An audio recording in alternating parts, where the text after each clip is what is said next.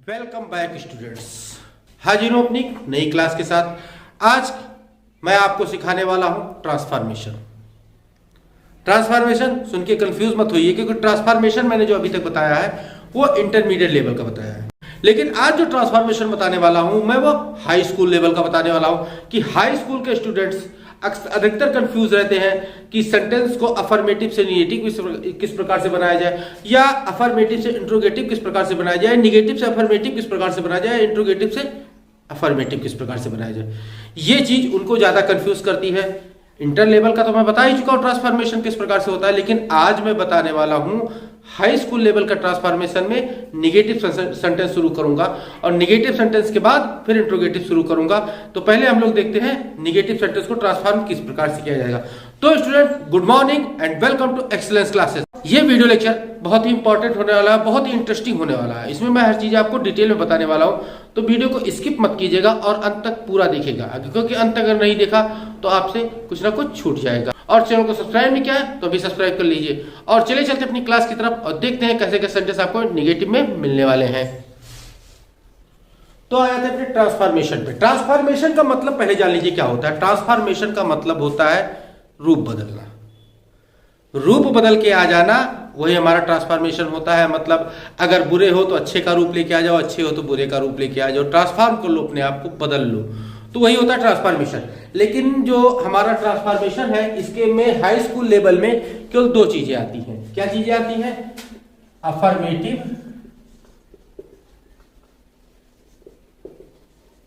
Negative. ये चीज मैंने लिख दी आपकी। अब ये तीर लगाया, इसका मतलब ये हुआ कि अफर्मेटिव को निगेटिव में बदलना या निगेटिव को अफर्मेटिव में बदलना, या फिर हमारे सामने आ जाता है अफर्मेटिव और इंट्रोगेटिव। इसमें भी यही तीर, यानी कि अफर्मेटिव से या तो इंट्रोगेटिव में बदलना या तो इंट्रोगेटिव से अफर्मेटिव में बदलना। बस इतना ही ट्रांसफॉर्मेशन हाई स्कूल में आता है। आज मैं आपको इन्हीं सब का ट्रांसफॉर्मेशन सिखाऊंगा। कोशिश करूंगा कि दोनों टॉपिक एक ही वीडियो लेक्चर में कवर कर दूं। अगर वीडियो लंबा हो जाता है तो अगले वीडियो में कवर कर देंगे। तो पहले हम लोग सीखना शुरू करते हैं अफर्मेटिव से निगेटिव बनाना।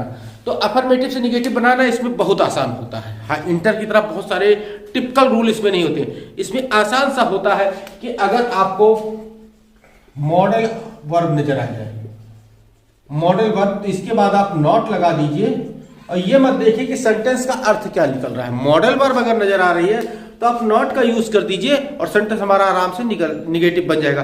अब मॉडल वर्ब क्या होती है ये चलिए मैं आपके लिए लिख देता हूं। तो मॉडल में तीन वर्ब पहले मेन आ जाती है, verb B, verb do, verb है। वर्ब बी के अंतर्गत जो हमें मिलता है वो मिलता है इज, एम, आर, वाज, वर। ये वर्ब बी के अंतर्गत हमें मिल जाता है। वर्ब बी में आता है इज, एम, आर, वाज, वर। या फिर वर्ब डू के अंतर्गत जो हमें मिल जाता है वो मिल जाता है डू, डज और डिड। क्लियर? या फिर वर्ब हैव के अंतर्गत जो हमें मिल जाता है वो मिल जाता है हैज, हैव और हैड। इसमें इसके अतिरिक्त भी कुछ और वर्ब होती है जो मॉडल वर्ब आपको नजर आ जाती है। वो क्या होती है, हमारे सामने आ जाती है? वो आ जाती है can, could, may, might, should, would, ought, dare, need, या फिर इसी प्रकार की और मॉडल वर्ब आ जाती है। इसमें एक चीज देखिए मैं आपके लिए लिखना भूल गया, जो होगी विल और शैल। ये सारी मॉडल वर्ब आपको आ सकती है नजर। इनके बाद आप नॉट लगाइए और सेंटेंस हमारा आराम से निगेटिव बन जाएगा। लेकिन आपको दिक्कत पैदा करेगी वर्ब डू। वर्ब डू हमेशा दिक्कत पैदा करेगी जब भी आप निगेटिव बनाने बैठेंगे। कैसे दिक्कत पैदा करेगी वो आगे समझते हैं हम लोग। तो पहले इसे नोट कर लीजिए और नोट करने के बाद फिर हम चलते हैं अपने एक एक सेंटेंस को लेते हैं और उसको निगेटिव बनाते हुए चलते हैं। तो मॉडल वर्ब आपने देखी क्या होती है। मॉडल वर्ब के बारे में अगर आपको विस्तार से पढ़ना है तो मैंने उसका एक सेपरेट वीडियो लेक्चर दे रखा है, जो ऊपर आई बटन पे लिंक है, वहां जाके आप उसे देख सकते हैं कि मॉडल वर्ब, उसमें मैंने बहुत विस्तार से, बहुत डिटेल से बताई कि कितनी कितनी मॉडल वर्ब होती है, उनका कहाँ यूज किया जाता है। तो सारी चीजें मैंने डिटेल में उस वीडियो लेक्चर में बता रखी, ऊपर आई बटन पे लिंक दिया है मैंने, वहां जाके आप देख सकते हैं। अब आ जाते हैं अपने हम कॉन्ट्रास्ट पे। कॉन्ट्रास्ट क्या होता है? जैसे यहां पे लिखा गया, हम लोगों ने इज नॉट लिखा, तो इसका कॉन्ट्रास्ट करेंगे हम लोग तो इजंट हो जाएगा। या फिर डज नॉट लिखा, इसका कॉन्ट्रास्ट करेंगे हम लोग तो हो जाएगा डजंट। क्लियर? मतलब आप ये जान लीजिए कि ये चाहे इजंट लिखा रहे चाहे इज नॉट लिखा रहे, दोनों का अर्थ एक होता है। अगर ये लिखा है और आप चाहते इसे नहीं लिखे अपनी कॉपी पे, तो आप इसे भी लिख सकते हैं, कोई दिक्कत नहीं हो रही। या ये लिखा है उसके अनुसार इजंट लिखना है तो आप लिख सकते हैं। डज नॉट लिखा है, डजंट भी लिख सकते हैं। डू नॉट लिखा है तो डोंट भी लिख सकते हैं। डोंट अर्थात जो नॉट वर्ड है ये कॉन्ट्रास्ट होके हमारा एन कॉमा यानी एन एपोस्ट्रॉफी लगा के टी बन जाता है, ये इस रूप में बन जाता है। और किसी भी मॉडल वर्ब के साथ इसे जोड़ दीजिए तो वो सेंटेंस वहां गलत नहीं होने वाला है। अब मैंने आपको बताया था कि कोई भी, अभी मैंने बताया कि निगेटिव बनाने का बहुत आसान सा होता है। कोई भी मॉडल वर्ब आपको नजर आ रही है और उसके बाद आप अगर नॉट लगा देते हो, सेंटेंस हमारा आराम से निगेटिव बन जाता है। जैसे हो गया कि आई वॉज देयर, ये सेंटेंस हमने दे दिया और वॉज आपको नजर आ गया, साफ साफ दिख रहा है, तो यह हो जाएगा I was not there. Clear? ये वॉज के बाद हमने नॉट को जोड़ दिया। या फिर इसको इस तरीके से भी लिख सकते हैं, आई वॉजंट देयर। क्लियर? तो ये सारी चीज तो आपको मॉडल वर्ब दिख रही है, यहां पे आप नॉट जोड़ के सेंटेंस को आराम से निगेटिव बना सकते हैं। लेकिन क्या हो जब मॉडल दिखाई ही न दे, तब क्या करेंगे? मॉडल जब गायब हो जाए, क्या कर रहा है वो मैं आगे बताता हूं, लेकिन उससे पहले इसे आप नोट कर लीजिए। उसके बाद कुछ इसके और एग्जांपल लेता हूं, जिससे जल्द आसान हो जाए आपके लिए कि निगेटिव बनाना अगर मॉडल दिख रही है तो कैसे बनाना जाता है, उसको मैं आसानी से आपको समझा दूं। फिर उसके बाद मैं तब बताऊं, वो सेंटेंस बताऊंगा जिसमें मॉडल वर्ब छिप के बैठी रहती है, होती तो है लेकिन छिपी हुई रहती है। तो आपको उस सेंटेंस में हाइड एंड सीक खेलना है और मॉडल वर्ब को ढूंढना है। तो कैसे ढूंढा जाता है ये बताता हूं, लेकिन पहले इसे नोट कर लीजिए। तो यहां देखिए कुछ सेंटेंस मैंने लीजिए, आई वॉज स्माइलिंग, इसका निगेटिव जो बनेगा तो हो जाएगा I was not smiling. I was not smiling. You are playing, तो ये हो जाएगा हमारे पास you are not playing. Clear? ये हो जाएगा I you have done it. यहां देखिए हैव दिखाई दे रहा है, दिखाता है, वॉज दिखाता है, यानी मॉडल वर्ब आपको दिख रही थी, तो मॉडल वर्ब दिख रही थी, इसी के बाद नॉट, तो यह हो जाएगा you have not done it, तो यह हो जाएगा you have not done it. Clear? आसान है, अगर मॉडल दिख गई तो आसान है। तो आई कैन रन फास्ट, तो यह जाएगा I can not run fast. Clear? They you will do this, तो you will not do this. Clear? इस तरीके से आप समझ गए होंगे कि अगर सेंटेंस में मॉडल आपको दिख जाती है, मॉडल कहीं पर लिखी दिख जाती, मॉडल वर्ब आपको लिखी दिख जाती, तो उस मॉडल वर्ब के बाद आप नॉट लगाइए और सेंटेंस हमारा आराम से नेगेटिव बन जाएगा। क्लियर? तो इन सेंटेंसेस को नोट कर लीजिए, फिर आगे बढ़ते हैं हम लोग। तो अब आगे बढ़ने से पहले एक इंपॉर्टेंट बात बताना चाहता हूं आपको कि मैं आपको जितने भी रूल लिखाता हूं, जितने भी नियम बताता हूं, जितनी भी चीजें आपको समझाता हूं, आप इसकी प्रैक्टिस जरूर किया। यदि आप इनकी प्रैक्टिस नहीं करेंगे तो धीरे धीरे करके 1 दिन या 2 दिन ये चीजें आपको याद रहेंगी, इसके बाद आप उसको पक्का भूल जाएंगे। तो प्रैक्टिस जरूर किया कीजिए, क्योंकि प्रैक्टिस करने से ही आपकी जो हर सब्जेक्ट है, मैंने पहले ही बता रखा है कि अगर प्रैक्टिस करते रहेंगे तो आपको हर सब्जेक्ट बड़े आसानी से समझ में आता रहेगा और हर सब्जेक्ट आपका क्लियर होता रहेगा। लेकिन अगर प्रैक्टिस नहीं करते हैं तो कुछ भी नहीं याद रहेगा, भूल जाएंगे। कितना भी पढ़ लीजिए, अगर प्रैक्टिस नहीं है तो आप भूल जाएंगे। तो अब हम चलते हैं अपने उन सेंटेंसेस की तरफ जहां पे सब्जेक्ट जो मॉडल है वो छिपी हुई होती है। वहां पे चलिए लुका छिपी खेलते हैं हम लोग और देखते हैं मॉडल वर्ब किस प्रकार से निकल के सामने आती है। आपको जो सेंटेंस मिलेगा, ऐसे सेंटेंस में मॉडल छिपी हुई मिलेगी, वो 2 टेंस के मिल सकते हैं। पहला टेंस हमारा जो मिल सकता है वो हमें मिल जाएगा present indefinite tense. Present indefinite मिल जा सकता है, और दूसरा हमें मिल सकता है past indefinite tense. Past indefinite tense. Clear? ये दो टेंस ऐसे हैं जिसमें के अंदर मॉडल छिपी हुई होती है, जिनकी हेल्पिंग वर्ब जो है छिपी हुई होती है। बहुत सारे स्टूडेंट जानते ही होंगे कि इसकी हेल्पिंग वर्ब क्या होती है और इसकी हेल्पिंग वर्ब क्या होती है। इसकी हेल्पिंग वर्ब डू या डज होती है और इसकी हेल्पिंग वर्ब होती है डिड। क्लियर? यानी कि डू डज डिड बताया था, वर्ब डू आपको तंग करेगी, तो इसमें सब छिपी हुई होती है। इनको ढूंढना कैसे रहता है ये देख लीजिए। जैसे कहा गया कि ही रन्स फास्ट। अब यहां देखिए कि आपको निगेटिव बनाने के लिए कह दिया गया। अब क्या करेंगे आप लोग, इसमें मॉडल ढूंढना शुरू करेंगे, क्योंकि भाई अभी तक मैंने यही बताया कि मॉडल ढूंढिए, नॉट लगाइए, सेंटेंस निगेटिव बन जाएगा। लेकिन इसमें मॉडल ढूंढना शुरू करेंगे तो क्या होगा, मॉडल दिखाई ही नहीं देगा। तब आप क्या करेंगे, तब आप ये देखिए कि इसमें वर्ब की फॉर्म देखिए, ये वर्ब की फॉर्म। एक चीज ध्यान रखिए कि अगर वर्ब प्लूरल नंबर में है, प्लूरल नंबर, तो वहां पे हम लोग उसकी हेल्पिंग वर्ब डू का यूज करेंगे। क्लियर? अब वर्ब सिंगुलर कब होती है, वर्ब प्लूरल कब होती है, इसको मैंने डिटेल में आपको बता रखा है।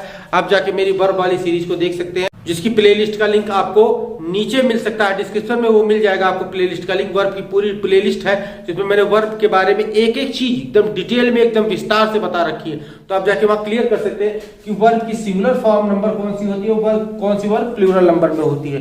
नॉर्मल से आप जान लीजिए कि वर्ब की अगर हम लोगों को फर्स्ट फॉर्म नजर आ जाए, फर्स्ट फॉर्म या फिर वर्ब की प्रेजेंट फॉर्म,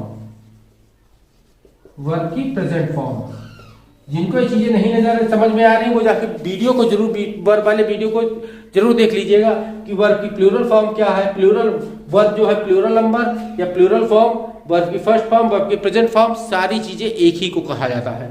तो वर्ब की प्लूरल नंबर वर्ब में अगर मिल जाए तो हमें डू का यूज करना रहता है, और वर्ब अगर सिंगुलर में मिल जाए हमें, सिंगुलर नंबर में वर्ब, तो यहां पे हमें डज का यूज करना रहता है। क्लियर?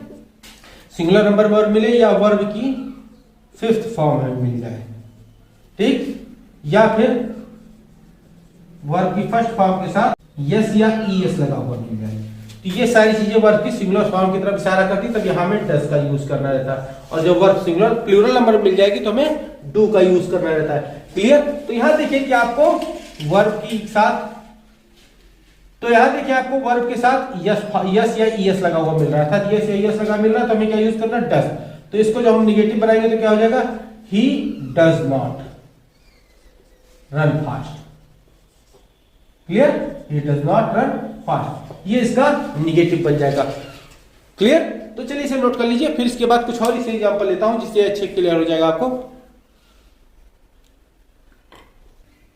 तो यहां देखिए कि हो गया दे नीड टू टॉक। अब यहां देखिए वर्ब की फर्स्ट फॉर्म दिखाई दे रही है और इसके साथ यस या यस नहीं दिखाई दे रहा है, नहीं दिखाई दे रहा है, अर्थात इसको हम जब बनाएंगे तो हो जाएगा कि इसका हमें, अर्थात इसको जब हम बनाएंगे तो ये हमें डू नॉट का यूज कराएगा, क्योंकि इसमें वर्ब की फर्स्ट फॉर्म के साथ यस या यस लगा हुआ नहीं, अर्थात यहां वर्ब हमें प्लूरल फॉर्म में मिल रही है, तो ये हो जाएगा they do not need to talk. Clear? अब यहां पे यू प्ले वेल, अब यहां देखिए प्ले, ये वर्ब की फॉर्म मिल रही है, ये वर्ब की प्लूरल फॉर्म मिल रही है, यस या यस लगा हुआ नहीं मिल रहा है, तो ये हो जाएगा हमारे पास you do not play well. Clear? You do not play well. अब यह हो जाएगा रवि गोज टू स्कूल। अब यहां देखिए गो के साथ यस लगा हुआ मिल रहा है, अब गो के साथ यस लगा हुआ मिल रहा है, अर्थात ये पक्की बात है कि हमें डज नॉट का यूज करना है। Ravi does not go to school. Clear? Ravi does not go to school, यहां देखिए आपको डज नॉट का यूज देखने को मिल गया। क्लियर? अगला सेंटेंस इसी प्रकार से कुक्स लिखा हुआ है, वर्ब की फर्स्ट फॉर्म के साथ यस यस लगा हुआ मिल रहा है, तो हमारे पास क्या हो जाएगा, Suhali does not cook the food. Clear? Suhali does not cook the food. अब ये हो गया I do it very well. I do it मतलब यहां देखिए डू दिखाई दे रहा है, डू देख के आप कंफ्यूज होते हैं कि डू लिखा हुआ है, डू नॉट लगाएंगे, यही डू यहाँ पे मेन वर्ब के रूप में है। डू जो होता है वो सेंटेंस में मेन वर्ब का भी काम करता है, डू माने करना आता है, तो डू लगा हुआ है तो क्या हो जाएगा, I do not do it very well. Clear. यहाँ देखिए डू नॉट लगाया, लेकिन डू को भी हमने यूज किया, इस डू को हटा नहीं दी, डू यहाँ मेन वर्ब के रूप में था, इसलिए इस डू का यूज किया गया। क्लियर। उम्मीद है ऐसे हिडन मॉडल वाले जो सेंटेंस है आपके सामने, इसको आपने समझ लिया होगा। अगर समझ लिया है तो नोट कर लीजिए। अगर कुछ भी दिक्कत होती है तो आप मेरे कमेंट बॉक्स में आइए और अपनी क्वेरी छोड़िए, मैं आपकी क्वेरी का 100% जवाब दूंगा। और अगर आपको वीडियो पसंद आ रहा हो तो लाइक जरूर कर दिया कीजिए, क्योंकि लाइक करते रहते हैं तो अच्छे अच्छे कंटेंट में ढूंढ कर लाता है, तो मेरा भी मोटिवेशन हाई रहता है। तो नोट कर लीजिए इसे। इसके बाद फिर इसके आगे बढ़ते हैं। अब आगे बढ़ते हैं और पाते हैं past indefinite tense. Past indefinite को किस प्रकार से हम लोग निगेटिव बनाते हैं ये देख लीजिए।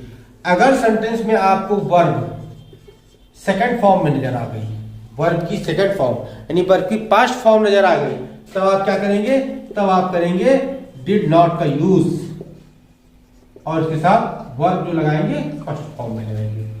क्लियर। वर्ब की सेकंड फॉर्म, वर्ब की पास्ट फॉर्म नजर आने पे आप लोग डिड नॉट का यूज करके वर्ब की फर्स्ट फॉर्म का यूज करेंगे। जैसे हो गया कि you went to Delhi. Clear. तो यहां देखिए वेंट, गो की पास्ट फॉर्म नजर आ रही है, गो की सेकंड फॉर्म नजर आ रही है, तो आप क्या करेंगे, तब लिखेंगे आप यू और हमने क्या बताया डिड नॉट का यूज करना है आपको, डिड नॉट। और वेंट की फर्स्ट फॉर्म क्या बनेगी, go to Delhi. You did not go to Delhi. इसमें आसान सा है, वर्ब की सेकंड फॉर्म नजर आए, वर्ब की पास्ट फॉर्म नजर आए, फटाक से डिड को उठाइए और लाके बिठा लीजिए अपने सेंटेंस में, और उसके बाद आप वर्ब की फर्स्ट फॉर्म को बिठा लीजिए, सेंटेंस हमारा आराम से निगेटिव बन जाएगा। क्लियर। इसमें आसान सा होता है कि वर्ब की सेकंड फॉर्म आपको होनी चाहिए, लेकिन उसके पहले आपको वर्ब की फॉर्म तो याद होनी चाहिए। वर्ब की फॉर्म याद ही नहीं करेंगे तो कैसे होगा। तो उसके लिए मैंने ऊपर आई बटन पे एक वीडियो दे रखा है जिसमें मैंने आपको वर्ब की फॉर्म याद करने का बहुत ही अचूक तरीका बताया है कि उससे आप कितनी भी वर्ब हो सबकी फॉर्म आराम से याद कर सकते हैं। तो वीडियो को देखिएगा जरूर, इस वीडियो के बाद उस वीडियो को जाके जरूर देख लीजिएगा, क्योंकि वो एक अचूक तरीका है वर्ब की फॉर्म याद करने का, तो उस वीडियो को देख जरूर लीजिएगा। तो यहां पे आगे बढ़ते हैं हम लोग और देखते हैं कि ऐसे होगा राजू प्लेड वेल। ये सेंटेंस ले लिया आपने। अब यहां देखिए कि राजू प्लेड वेल, तो प्लेड वर्ब की सेकंड फॉर्म हो गई, तो हो जाएगा Raju did not play well. Clear. यहां इसके अर्थ पे आपको ध्यान नहीं देना, अर्थ का ध्यान देने के लिए आपको इंटर की क्लास मिलेगी, वहां आप ट्रांसफॉर्म जब करेंगे तब वहां पे आपको मीनिंग का ध्यान रखना पड़ेगा। लेकिन यहां मीनिंग का ध्यान नहीं रखना, यहां सीधे निगेटिव बना देना है, जैसा होगा नॉट लगा के निगेटिव बना देना और निगेटिव बन जाएगा। क्लियर। जैसे यहां हो गया कि दे एट फ्रूट,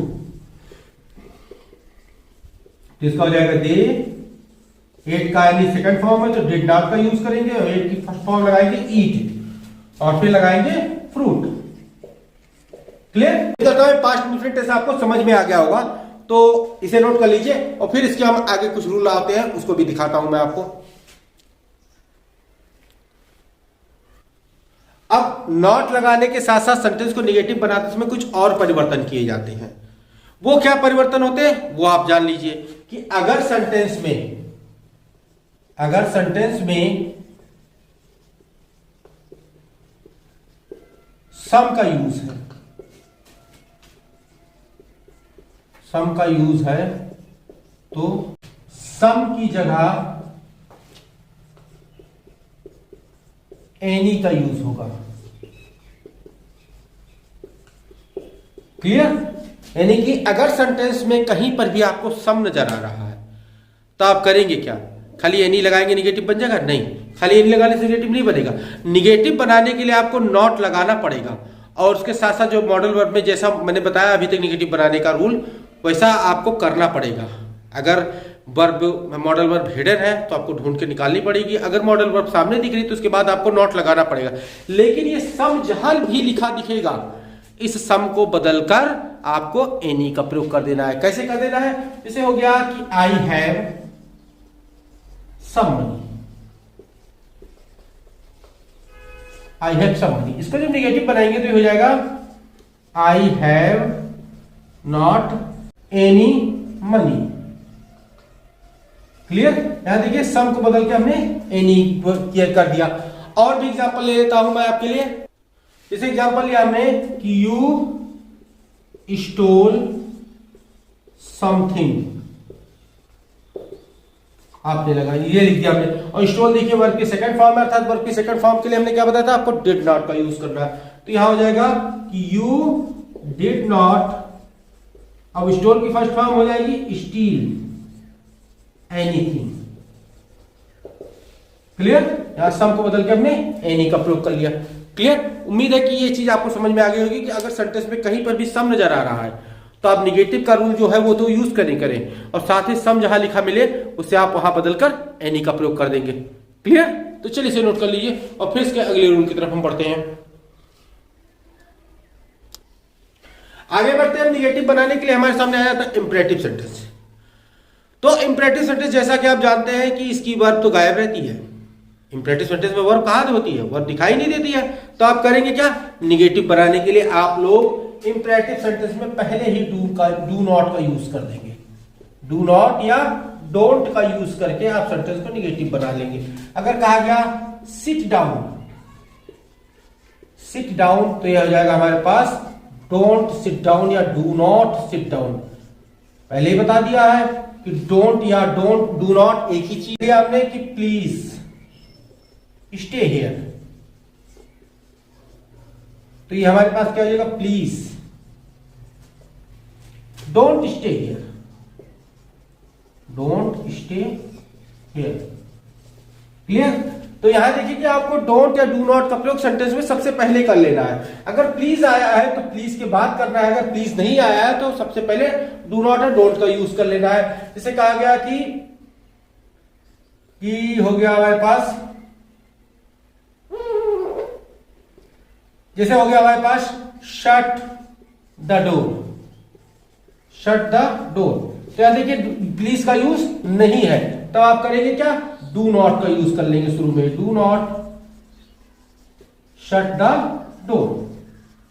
क्लियर? उम्मीद है ये इंपरेटिव सेंटेंस कैसे निगेटिव बनाई जाती है ये चीज आपको समझ में आ गई होगी। इंपरेटिव सेंटेंस में आप लोग वर्ब से पहले ही डू नॉट या डोंट का यूज कर दीजिए और पूरा सेंटेंस वैसे का वैसा ही लिख दीजिए, कुछ चेंज ना कीजिए और सेंटेंस हमारा आराम से निगेटिव बन जाएगा। क्लियर? तो चलिए इसे नोट कर लीजिए और फिर हम आगे बढ़े। तो अब आगे बढ़ते हैं और आगे बढ़ के पाते हैं कि अगर अफर्मेटिव सेंटेंस में आपको ऑलवेज लिखा हुआ मिल जाए, ऑलवेज लगा हुआ मिल जाए अगर,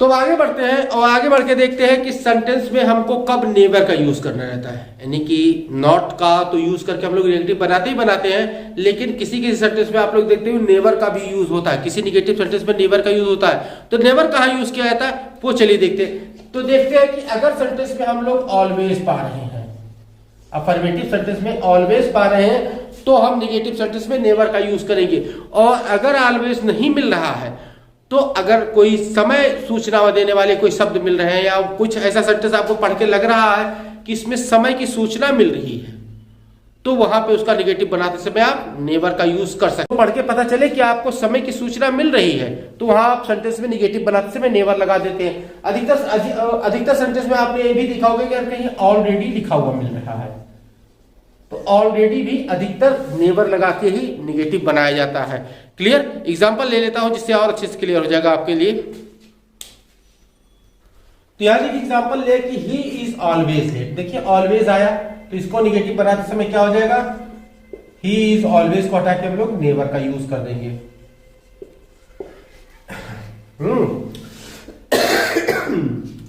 नेवर का यूज कर देंगे।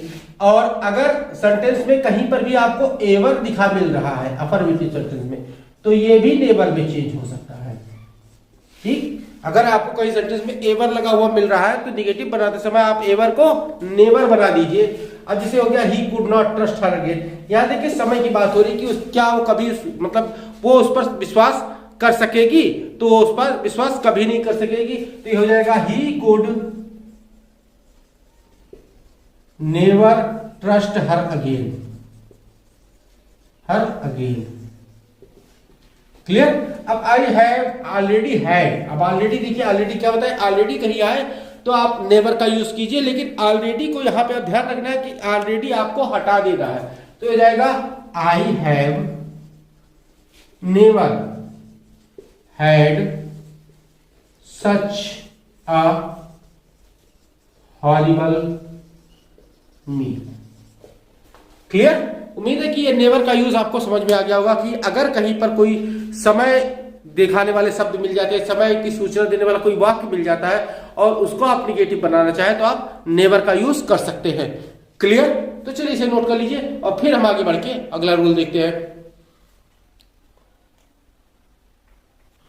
तो आगे बढ़ते हैं और आगे बढ़ के कुछ और वर्ड्स देखते हैं। जैसे हमारे पास कहीं आपको मिल जाता है somebody, तो इसको आप निगेटिव जब बनाएंगे तो आप कर देंगे nobody। क्लियर? या फिर आपको समथिंग मिल सकता है तो आप समथिंग को नथिंग कर देंगे। क्लियर? समथिंग को नथिंग कर देंगे। या फिर आपको समवन मिल जाता है तो आप इसे नो वन में परिवर्तित कर देंगे।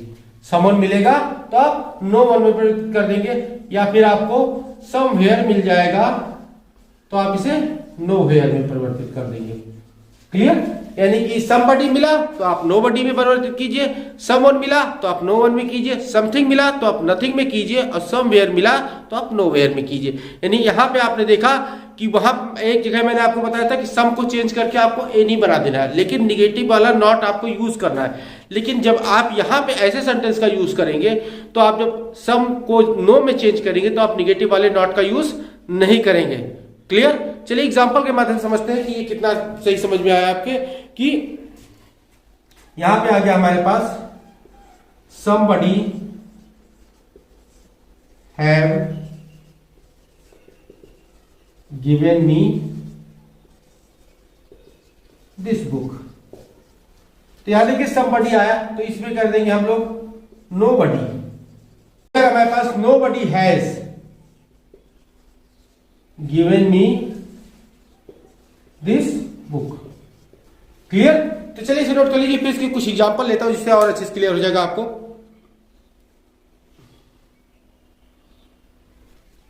तो यहां देखिए मैंने आपके लिए लिखा है somebody gave me this book।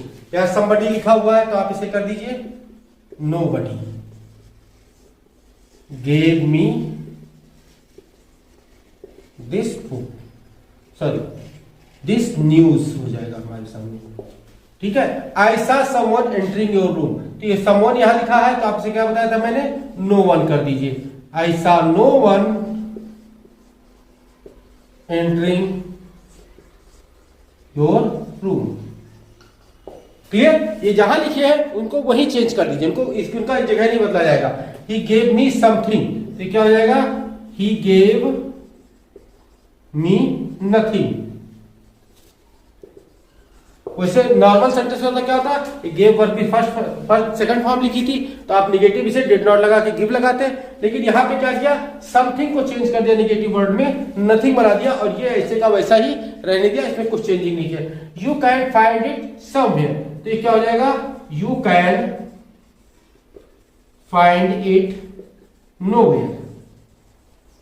Clear? अब यहां देखिए कैन है तो कैन नॉट लगवाते हैं हम आपसे, लेकिन यहां समवेयर को ही नोवेयर बना दिया गया और सेंटेंस हमारा नेगेटिव बन गया। क्लियर? उम्मीद है चीज आपको समझ में आ गई। चलिए इसे नोट कर लीजिए।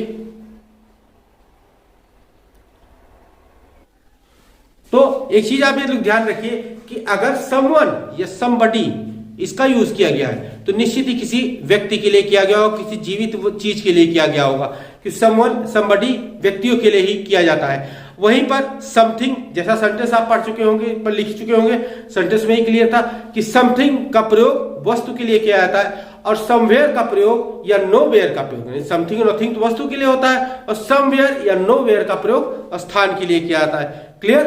यानी समबडी या नोबडी मनुष्य के लिए, समवन नोवन मनुष्य के लिए, समथिंग नथिंग वस्तु के लिए और समवेयर या नोवेयर किसी स्थान के लिए प्रयोग किए जाते हैं। क्लियर? तो उम्मीद है चीज आपको एकदम से क्लियर हो गई होगी। तो अब मैं इस वीडियो को समाप्त करता हूं और आशा करता हूं कि जितना भी रूल मैंने आपको लिखाया है, जितना भी रूल मैंने आपको समझाया है, आपने लिख लिया होगा, समझ लिया होगा और जानता हूं कि इसमें केवल निगेटिव सेंटेंस अभी खत्म हुआ, अभी इसका इंट्रोगेटिव बाकी है। तो इंट्रोगेटिव सेंटेंस का भी जल्दी वीडियो लेक्चर मैं आपको देने वाला हूं, तो उसको आपको सबसे पहले देखने के लिए आपको मेरे चैनल को सब्सक्राइब करके रखना होगा, साथ ही साथ बेल नोटिफिकेशन को भी ऑन करके रखना होगा, क्योंकि यहाँ पर मेरे इस एक्सीलेंस क्लास के चैनल पे आपको हर चीज जो वीडियो लेक्चर दिया जाता है वो एकदम डिटेल में दिया जाता है, एकदम विस्तार से समझा के दिया जाता है। तो चैनल में को सब्सक्राइब करके बेल नोटिफिकेशन ऑन जरूर कर लीजिएगा, और वीडियो यदि अच्छा लग रहा हो तो लाइक कर दीजिए और साथ ही साथ अपने दोस्तों में शेयर कर दीजिए। तो मिलते हैं अपने नेक्स्ट वीडियो लेक्चर में। Till then stay tuned with our channel, keep watching, keep learning, take care, thank you and bye.